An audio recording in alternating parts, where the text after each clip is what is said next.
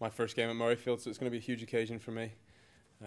Just can't really wait to get out there. Delighted to be given the chance to go out again and represent Scotland. You know, something I massively enjoyed when I was in the summer, and you know, once you get your first caps, you're just hungry to get more, and thankfully I've got another opportunity now, so I'd like to go out and hopefully have a good game at Murrayfield and really enjoy the home atmosphere for the first time.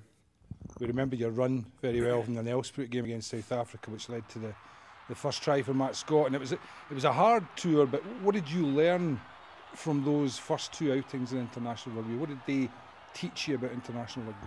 Yeah, huge. I mean, a lot of things, you know, you can expect them to happen in terms of the pace of the game and the intensity of it. I mean, you don't go in, you know, half-hearted. You know how intense it's going to be. I think it still goes up another level for you. I think even, you know, you try and imagine it as hard as it's going to be, but it's probably up there even more. But you know, it's just about for me just developing further as a player, you know, and getting those experiences which are going to, you know, hone my skills a little bit more and put me under a little bit more pressure. So for me, it was just about, you know, trying to grow as a player and trying to learn things in a more, you know, intense and high pressure situations. So it was obviously a great experience for that, and you know, it was a great thing for me. You mentioned that high pressure situation, and you're relatively new to international rugby. So how much have you, if enjoyed's the right word, how much have you enjoyed that high pressure side of the game?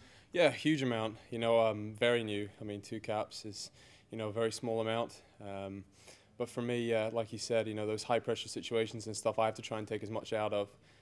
There's going to be times, you know, when it doesn't go my way, but hopefully, you know, as I grow as a player and as I you know, deal with those situations more and more, hopefully that, you know, those are the kind of things that will you know, increase my playing ability and make me a better player.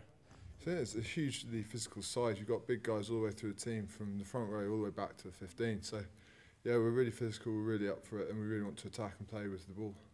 With that in mind, what do you expect from Japan? Expect a quick game. They're a good side, they're well drilled, they're very good from the set piece, but the international test side, so they're going to be pretty good themselves. Given the physicality and given the fact that you've had that exposure to now, how much you enjoy international rugby? Yeah, it was fantastic. I joked with my parents that once you get 1, you want to get 3, and when you get 3, you want to 10, and so on and so on. And it's pretty much absolute rubbish. Once I had 1, I wanted 10. So yeah, no, it's definitely a thing that you enjoy, and you just want to play more and more of it. You know, we expect, you know, what we'd expect from any other test side, which is a hugely, you know, competitive game.